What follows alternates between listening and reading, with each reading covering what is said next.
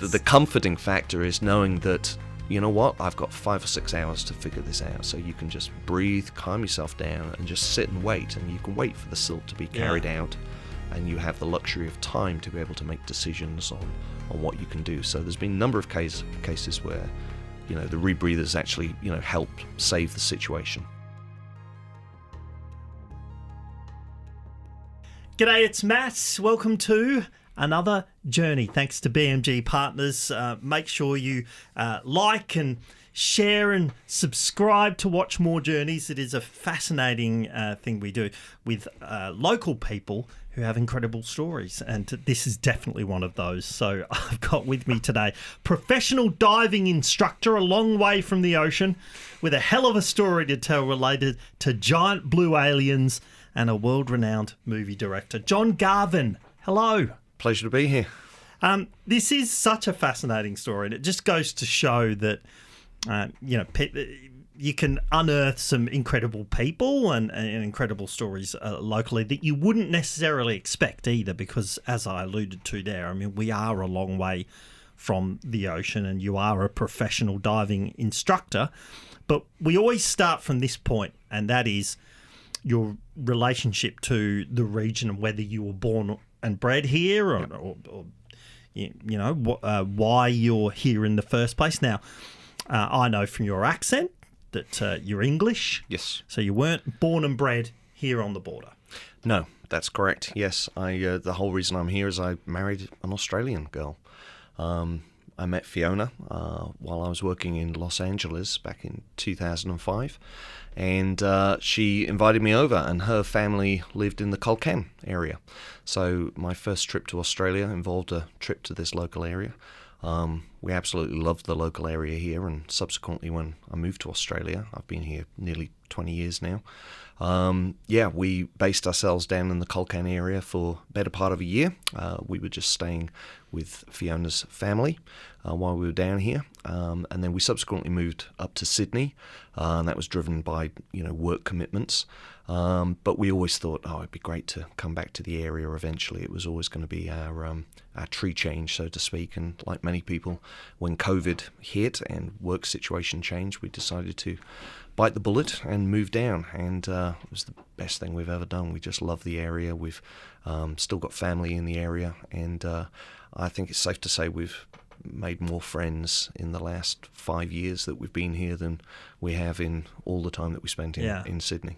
Because it's funny, because I mean, obviously we're proud of the place we live in, and as you should be with the place that you live.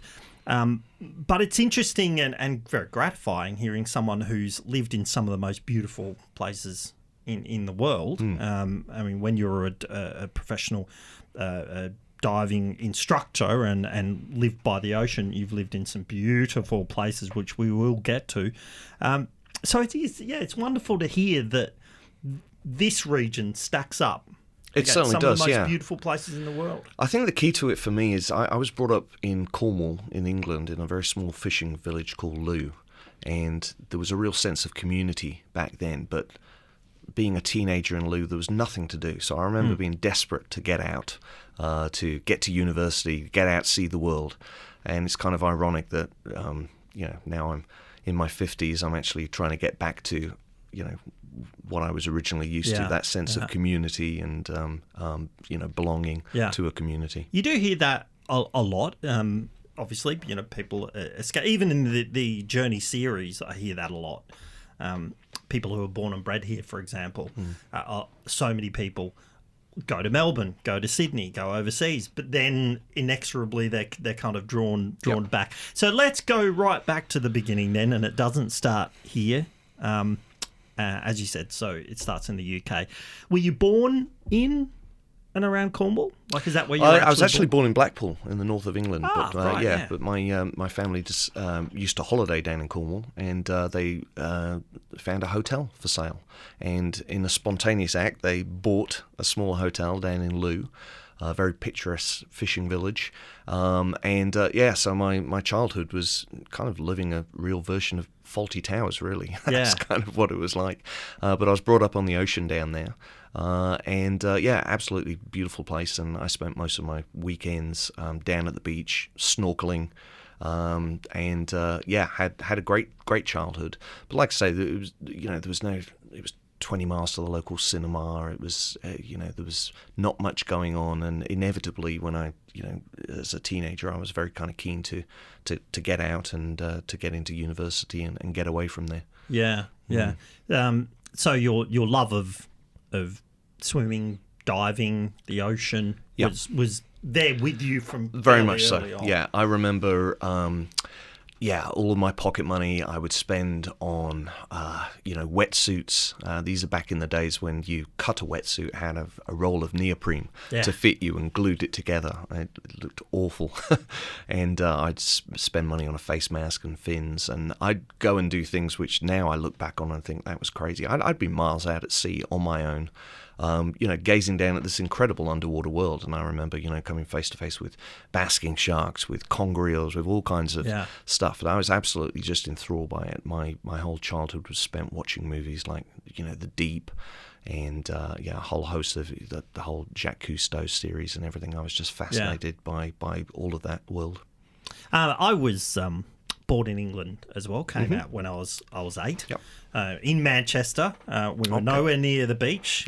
We occasionally used to go to Cornwall, but we're essentially nowhere near the beach. But I do always remember, and this has stuck with me, and obviously subsequently I've watched a lot of YouTube videos and the like on it, but it always used to reassure me that there were no great whites around the coast of England. Yeah. But a lot of basking sharks, which look, Yep. if you're just looking, without knowing much about sharks, you go, holy crap, there's a massive shark, but they're harmless. Yes. And they're happy for you to swim around. But that at least, if you're, out in the ocean and you're not going to get eaten by a great white, I mean, that's fairly reassuring. Yes, it certainly is. I mean, I've been lucky enough since then to have dove with all kinds of sharks, including great whites and everything. But yes, there's a nice confidence knowing that there's a good chance if you swim and dive around England that you're probably going to be okay. Yeah. So that was your kind of formative years there. And what did you do at university?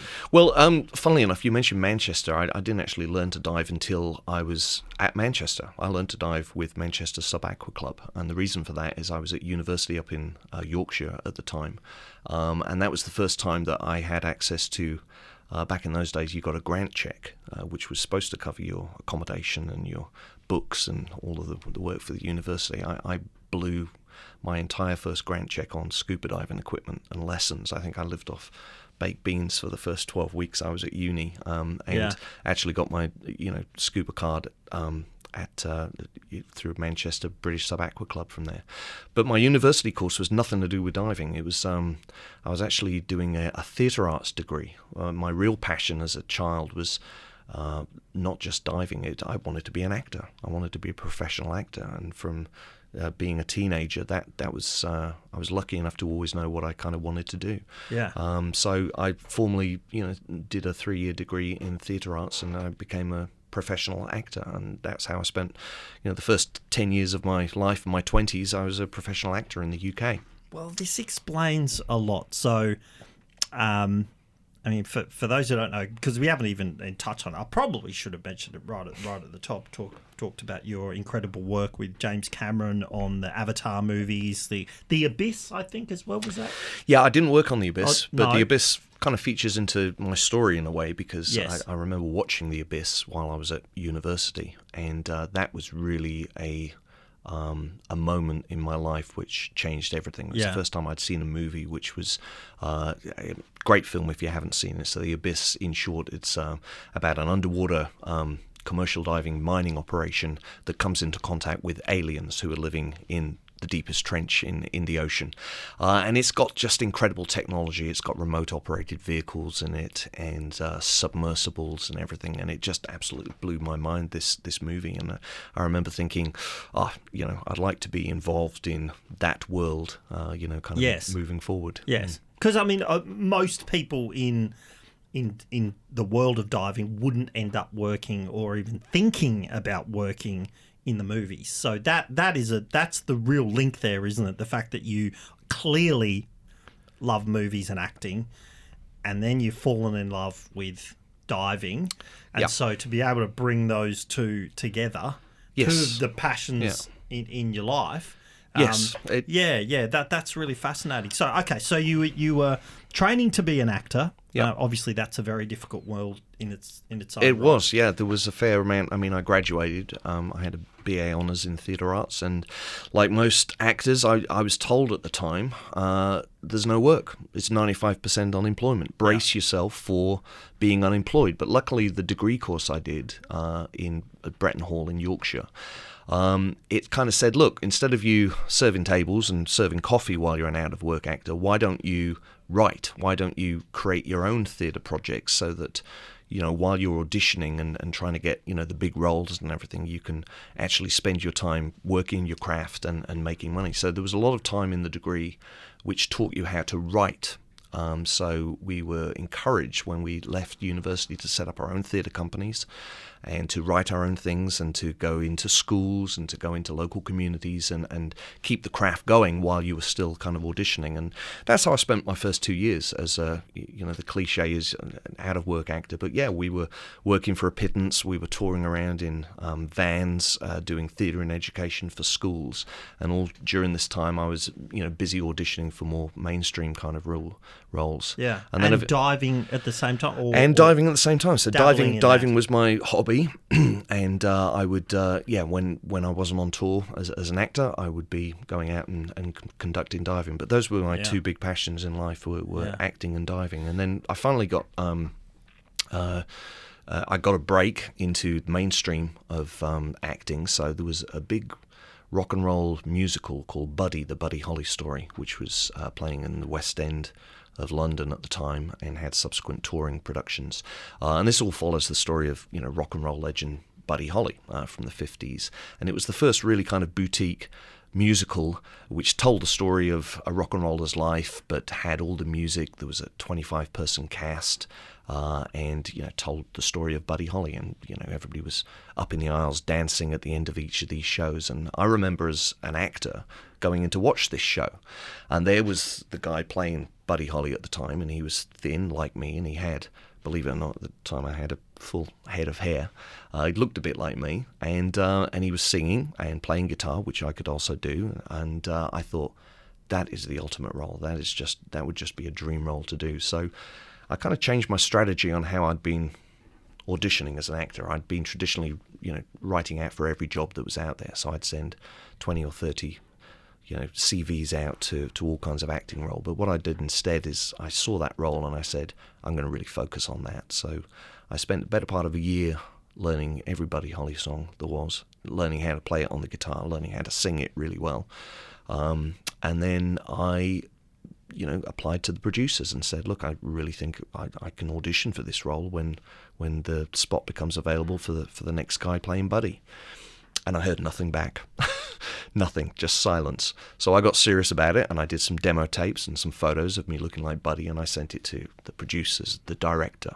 I think even the wardrobe mistress got a copy of it. So, and eventually I got a call to audition, and I turned up at Victoria Palace Theatre in the UK, and I remember walking into, big, massive, three-tiered theatre that they were doing the auditions in, and there was the band on stage waiting to audition, and they called me up to the table, and there was the director, and he had a pile of my photos and tapes, and he said, I've never in 20 years received so much rubbish from one actor in my life. And I said, yeah, but it worked, didn't it? I'm here. He said, oh yeah, you're a persistent little so-and-so. Let's see if you can actually do something. And because I'd spent a year rehearsing and prepping for this part and seeing the show so many times, I was able to get up there, and the crickets from the show, the guys playing the crickets, they were waiting to do a song. So he said, what do you want to do? I said, we'll do That'll Be the Day. So we launched into that, and there was silence, and then I heard, do another. And then we did Peggy Sue, and then Johnny Be Good, and did the behind the head solos and all the kind of stuff, and then got to read for it. And based on that audition, I managed to kind of get the role, and that opened up a whole new chapter. So I was based in London then, and I did close to nearly 2,000 shows playing the lead role with Buddy Holly in that musical, and managed to get the tour going as well around the country. So I was quite heavily involved in the touring production. So at that point, you must have thought, I've got a real chance of being able to maintain this and solidifying yourself as an actor, and who knows where that could go. So when did you kind of slowly turn towards diving? Because you did completely change your career then, because you went on to other countries as a full-time diving instructor. So tell me about that process and when you decided, you know what, I think I've got to move on. Yeah.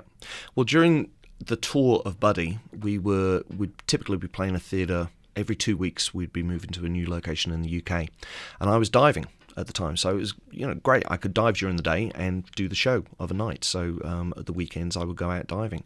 So while the other casts were kind of moving into the theatre with their suitcases, I was lugging the scuba tanks in, and the other cast members said, "That looks pretty cool. Can we do it? Can you teach us?" And I said, "Well, no, I'm not an instructor, but in my spare time during the Buddy show, I had the hours and became a professional instructor at the same time. And I taught some of the other crew and cast how to dive. And we had it was great. We had 5 or 6 of us. There was the 2 crickets, there was our stage manager, the guy doing the sound, a couple of other cast members, and we would go diving at all these different locations. It went spectacularly badly on one event. We were playing Edinburgh King's Theatre, and I took them out for a dive in the morning. The tide dropped, and we were unable to get out of the water at our entry point, and we actually missed the start of one of the shows. There was 2,000 people in the theatre twiddling their thumbs for 20 minutes as we came running into the stage door, wrinkled out. Anyway, but I realised at the time I loved teaching. I loved teaching diving, and when the Buddy contract came to its end, I had a couple of other acting roles after that, but I couldn't shake this feeling that I wanted to try something different and try a diving career. So I literally had a complete change of career. I decided to use my ill-gotten gains from the Buddy show, and I set up my own diving company in the Caribbean. I moved to the Caribbean. I figured if I'm going to teach diving, freezing my butt off in England in low visibility water and quite challenging conditions wasn't the way to go. So I moved over to the Caribbean. I started working as a professional instructor out there, and then I ended up buying my own dive company. And we specialized in very advanced level of diving called technical diving. That involves mixed gases and machines called closed circuit rebreathers, which allow divers to spend 4 or 5 hours underwater with no bubbles and no noise at all. 4 or 5 hours? Yes, yeah. So a rebreather system, unlike normal scuba where you put a regulator in and all the bubbles go up to the surface, a rebreather, which is actually very old technology, but has been made modern with the event of electronics getting smaller and more reliable. It effectively there's 2 hoses, and it captures your breath. So you breathe out, and your exhale breath goes down a hose. It passes through a scrubber, which removes the CO2 of your breath, and then it adds a little bit of oxygen in the back, and then you rebreathe that around. So because you're rebreathing the same air, thousands of times, and it's all being cleaned up, you can spend huge amount of time underwater. But the real advantage of rebreathers, and this is why it plays into the next phase of my story, is it's like having a cloak of invisibility underwater. Rebreathers don't have no noise.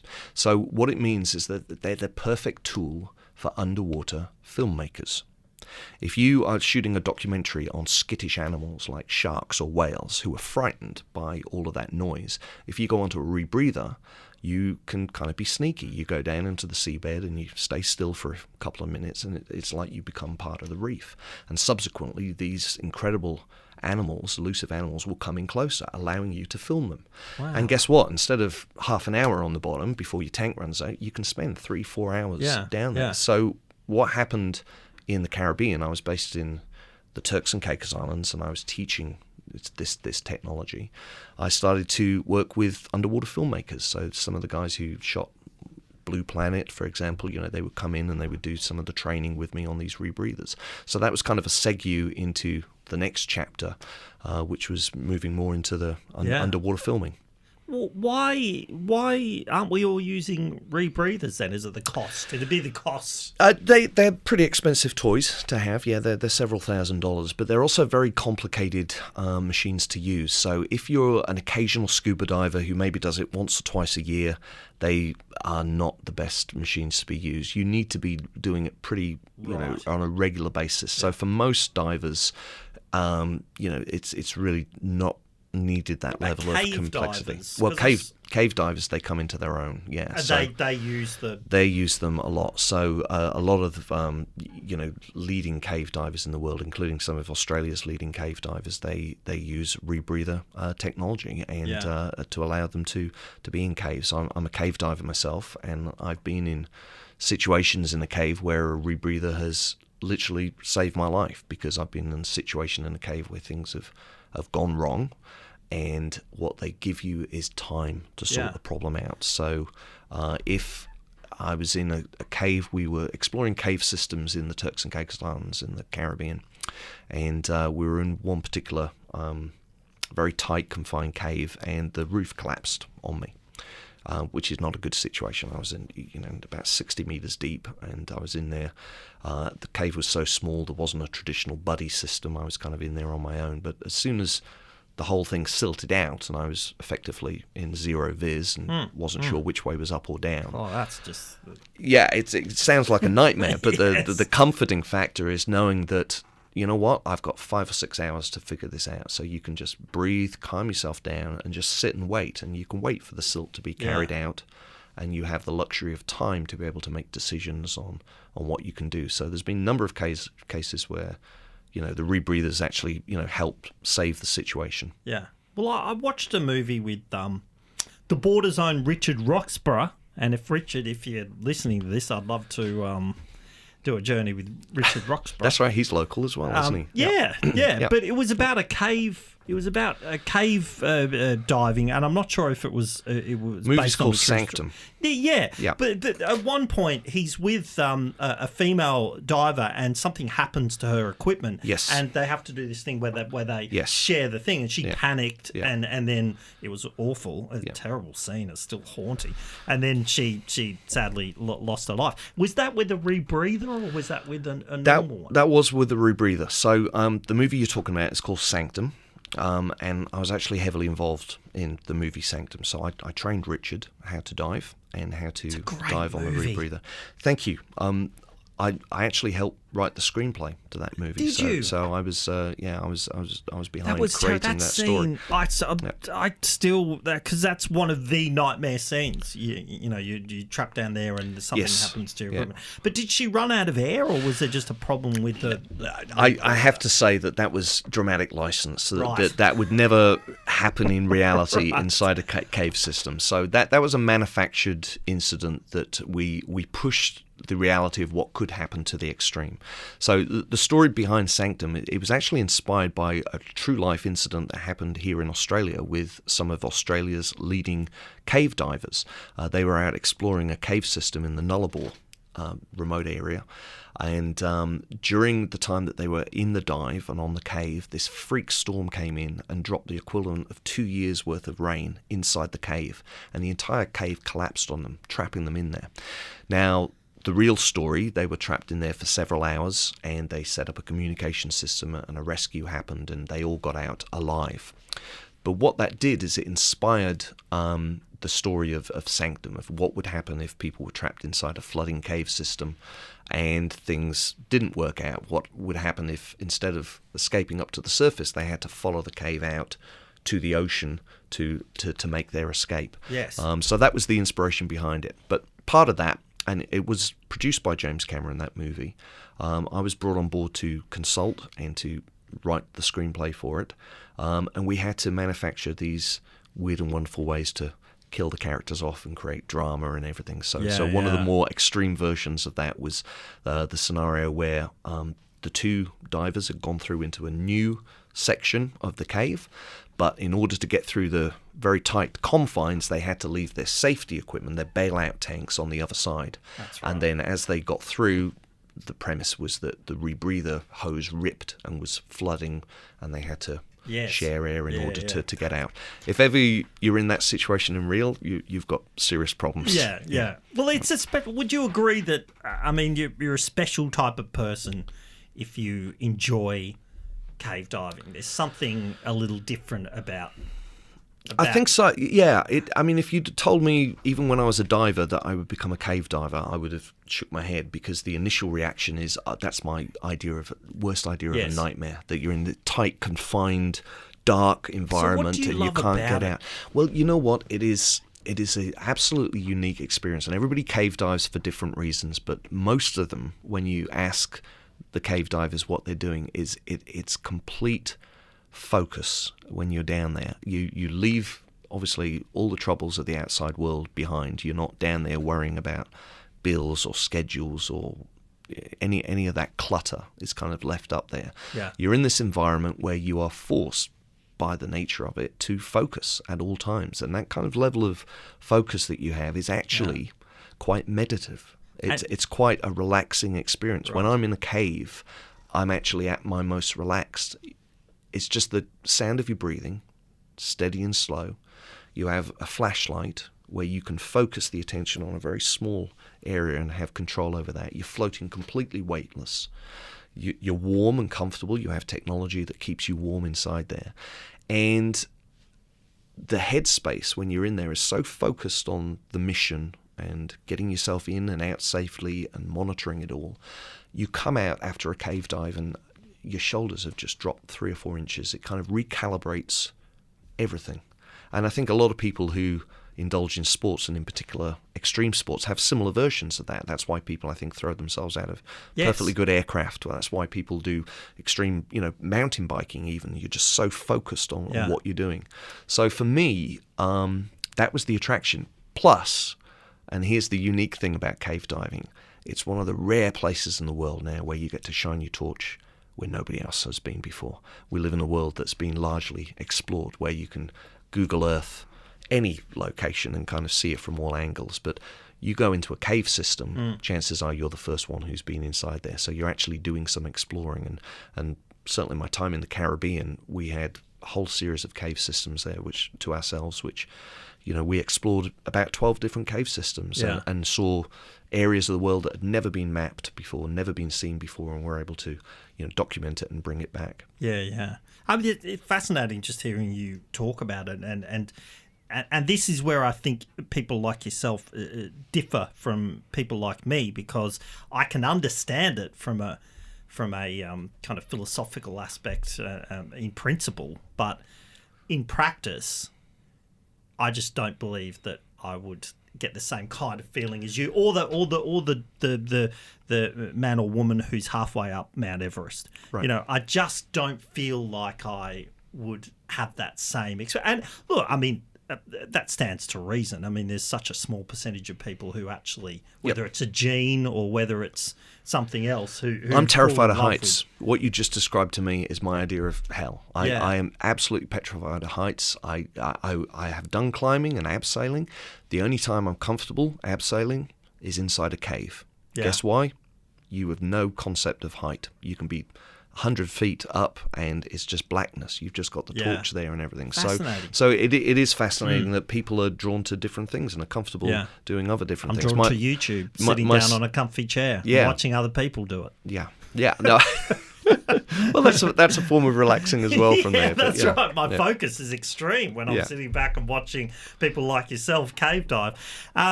Okay, so you're over in the Caribbean. You're living the dream of many, maybe not the actual diving part as such, but you are living in some of the most beautiful locations in the world, experiencing some incredible things in the ocean, and dabbling in movies at the same time. Mm-hmm. How did you end up doing the big budget movies and meeting and working with James Cameron? So part of my first career as an actor was to learn how to write stories. You remember the out-of-work actor who, instead of working in a coffee place, writes scripts and form your own theatre company to do it. So I'm in the Caribbean and I'm working as a dive instructor, but there's no creative output in the Caribbean. I was on a tiny little island, 20 kilometres by 3 kilometres, and there's no theatre there, there's no cinema there, it's very limited. So I started writing, and one of the stories I wrote was a screenplay, and it was a horror story set inside a cave system. They say write about what you know. So I'd been cave diving and exploring caves, so I wrote this cracking little script about a bunch of divers. They go inside an unexplored cave system and get eaten by some monster. And the script did quite well, and I managed to get some representation, and it was doing the rounds, in LA, as they say. And then another movie came out which was exactly the same premise, called The Cave. So mine was dead in the water, this script. It didn't get anywhere. But what I hadn't realised is it got read by somebody who had been working with James Cameron on his underwater documentaries. It was actually an Australian cave diver called Ron Allen, who is a long-time collaborator of James Cameron and was the co-engineer of James Cameron's Deep Sea Challenge submersible. So I was, working with Ron Allen. I happened to just give him this script, not because he worked for James Cameron, but because he was a cave diver. And I said, "Hey, what do you think of this? You're a cave diver. Have a read." And Ron, he passed it on to another producer and another avid diver who worked with Jim called Andrew White, and it fell on Jim's radar. And at the time, Jim was looking for a writer to collaborate with him on the movie that became Sanctum. So I got the call, literally, to go to LA and to work with them on the script. So that's how I kind of transitioned fully into that kind of world, and subsequently went on to write the script and then help train the actors. First of all, how to dive, and then how to cave dive, and then how to cave dive using rebreathers that you saw Richard Roxburgh working. Richard Roxburgh is still not properly talking to me, by the way, after that experience. All the scenes that you see underwater were Richard Roxburgh for real inside there, but we had to train him to a level where it's the most extreme thing you can do. I mean, imagine you're not just diving, but you're diving in a cave, in the most complicated technology ever. Now, Richard Roxburgh had never dove before, but he threw himself into it, absolute professional. But we literally put him through boot camp hell of underwater, and it was a very, very challenging shoot. And all of that scene that you see where he takes off a full face mask, floods it, puts it on another, and then breathes it, that's all Richard Roxburgh doing it. But I'm not going to say for a minute that it was a pleasant experience for him. And although we, all of the cast got through safely, and they were very grateful for that being set up and stuff, it was not necessarily the most easy shoot to do.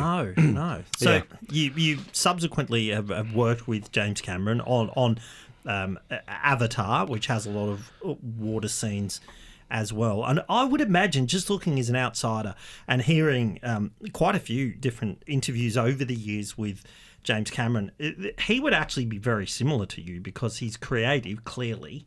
Yep. But also he's almost like an engineer as well. I mean, you feel like if he wasn't involved in movies, or even the fact that he's in movies, often you think that maybe he's doing it for an engineering exercise as much as a creative outlet. So he loved the fact that you're like that as well. Yeah, I mean, he's often said in interviews that he makes these big blockbuster movies to fund his real passion, which is underwater exploration. He's an avid diver, a very experienced diver. You mentioned the movie The Abyss. And during the filming of The Abyss, which is still one of the greatest dive movies of all time, he was the one underwater in the full face mask doing the filming. He spent thousands of hours underwater actually doing it. So he just thrives on these things, and he will do these big blockbuster movies, but then he will take a period of time where he does these other amazing documentary projects. He's been back to Titanic a number of times, and of course he did the solo dive to the deepest point in the world's oceans, the Marianas Trench, 7 miles, and that was in a submersible built in Sydney. Co-engineered by Ron Allen, and so certainly I think that kind of split, as you said, having a kind of creative storytelling side and also an engineering side, is something that I think certainly James Cameron has. Yeah. Has. I'm going to ask you a very unsubtle question here, and you don't have to answer it, but you can just maybe in general terms. When I look at anybody who would work in a big movie like that with someone like James Cameron, you would just get millions and millions of dollars. No. Do you get millions and millions of dollars from James Cameron? No. It's one of those careers where from the outside it seems very glamorous, and it is. You're working, you're training actors how to dive. You're on a film set. You've got all of that kind of going on, and certainly when the movie is done and is in the box and you're watching it on the film, it is a wonderful experience. But the reality of it is, particularly a complex movie like Avatar with a lot of underwater sections, it is stressful as hell. It is a very stressful job. There's long hours, long periods away from your family. I mean, it was supposed to be initially a 7-8 month gig, and it turned into a 4-year experience, Avatar. And during that time, we shot over 200,000 dives took place. Was this the original we talking about? Or? No, this is Avatar: Way of the Water, the second and the third one. Yeah, after the original and post Titanic, obviously. So you didn't work on Titanic, you didn't work on the original. No, that's but correct. For the new movies, which were all shot at the same time, weren't they? That's right. Yeah. Two of them shot back to back. Yeah, there was no diving in the original Avatar, but following the success of it, Way of the Water was written with a large water element in it, and at the same time we shot Fire and Ash, which is still in cinemas as we speak. And the reason for shooting them back to back was to save costs, but also a large component of the cast are the kids, and of course kids grow old very quickly, so we had to capture a lot of the scenes, particularly involving the human character of Spider, played by Jack Champion. While he was the same kind of age, so that's why we shot both of the films back to back. We started in 2017, and we were still filming last year. We were doing pickup shots for Fire and Ash in New Zealand, expanding some of the underwater sequences, which seemed to resonate very well. Everybody loved the water stuff on Way of Water. There's something about a teenage kid having his own pet whale. The Piacon-Loak relationship seemed to really resonate well, and people just loved that kind of escape. I mean, again, see, it's a world just full of perception for outsiders. You think of actors as spoiled brats, and they're going to their trailer, and then they all of the cliches. But, I mean, you mentioned Richard there and going through the boot camp and the like. I would imagine that perception is largely inaccurate. Is that fair to say? Yeah, look, I have no doubt there's probably some hissy fit moments from various actors who are out there. I can honestly say, hand on heart, I've never experienced any of them in my experience with working with actors. They've all been extremely pleasant to deal with, and the beauty about actors is they are trained by definition to learn things and to retain huge amounts of information very, very quickly. It's the only way they can learn lines and learn what they need to do. So if you're teaching them diving, they just change a part of their brain to do that. So if you're giving them a dive briefing, it's ingested, they know it, and they can reenact what you're asking them to do pretty much perfect first time through. So it's a really, actors make fantastic divers because they listen to instructions and are able to then follow the instructions to the role. And, so they've been great. And also, of course, they're probably going to be nice to you because you're looking after them. Ultimately, their safety is in your hands. Yes. So they're always going to be on their best behaviour. That's true. That's true. And you do hear stories, and we'll wrap this up because I do want to ask some questions of a personal nature about yourself. But just in terms of James Cameron, there's talk that he's incredibly intense and a bit ferocious. Certainly, maybe in his earlier years with some of his movies. Is he nice to deal with? Yeah, I think the key there is certainly earlier on. I think he had a bit of a reputation for that. I think my experience with him, he's often been referred to as a perfectionist, and I don't think that's correct. I think he's a rightist. He knows that there's a right way to do things, and he is one of these guys who is an expert in so many different areas. I mean, when you watch him on a film set, he knows how to light a film set backwards. He knows everything about the cameras backwards. He knows how to work with actors. He is one of these guys that you can't phone it in. You've got to be on your top game, and you will get picked out if you're trying to put information forward that may not be correct and everything. He's over all of it. So in my mind, working with him, that's my takeaway from it, is he encourages everybody in the crew and around him to be on their best game and to bring their best game to the table. Yeah. If you can do that, and if you can manage that under stress, you will never have any kind of issues and anything. But if you are used to being able to phoning it in, let's say, you're not going to last long under that. No, I can understand that. Now we've actually talked about this before on radio. I remember asking you this question. Clearly, you just could not live where you live now, say 30 years ago, pre-internet and all the rest of it. Live inland in a regional town in Australia and expect that to work, dovetailing with a career in the movies. But on the flip side, so it is easier now. I mean, we've got all the modern technology and the like. But at the same time, I would have thought living in LA would be better for your career. Yeah, there's no doubt. Physically being on the ground in a big movie town like Los Angeles, you're going to get more consistent, work and dive work.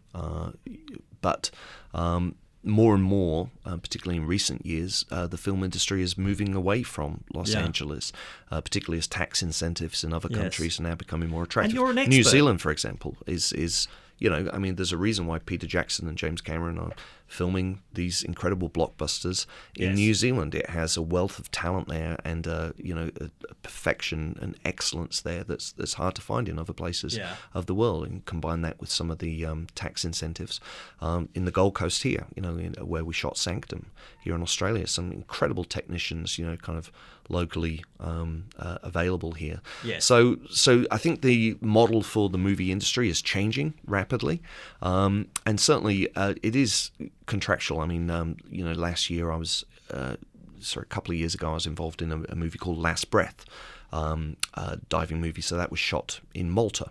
So, we went over to Malta for a better part of 2-3 months. So it's a contractual work that's not dissimilar from a lot of people who live and base in Albury. We've got the airport close to hand. That puts you in Melbourne and Sydney. It puts you into international flights, and the nature of the work is you'll spend several months of the year away, and then that's followed by periods where you can be at home and online Zooms, consulting. So you kind of make it work. Yeah, that makes a lot of sense. And you're an expert. People will be seeking you out rather than a struggling actor who needs to be around other people in LA. So what do you see as your future over the next 5 or 10 years? Still got some projects in the pipeline, which I'm currently involved in, so I'm consulting on those at the moment. I'll be happy to come in and tell you all about them once we can tell you about them. I continue doing what I'm doing and what I love.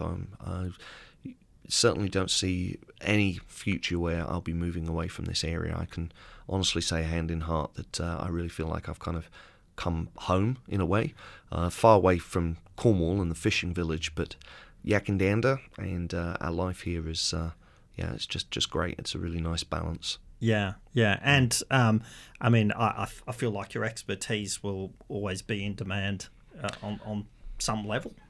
I hope so. In the industry. Yeah. I hope so. Would you ever dive Lake Hume? I haven't. It's on my bucket list to do, and every single year I say, this is the year I'm going to go into there, because there was some some great local divers. Des Walters was regularly running trips to dive under the bridge area there.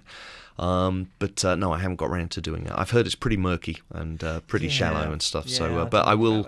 I'll still put it on my list, and I'll be happy to tell you what I find down there when I go diving. Yeah. There's a few quarries and lakes, and even inside, some of the local mines have got flooded areas inside them. So there's a fair amount to kind of have a look. But my main diving now that I do, I have a 14-year-old son, Ben, who is now certified as a diver. I took him through his diving course. So it's great being able to see the world through kind of Ben's eyes for the first time. We went to Heron Island last year and was able to take him to the Barrier Reef and show him coral reef for the first time underwater, and seeing that kind of excitement through fresh eyes is great and very satisfying. Yeah. So to sum things up, no regrets clearly about if you had your time over again, it doesn't sound like you'd really change much, because every experience you've had has led you to where you are now, quite clearly. Yeah,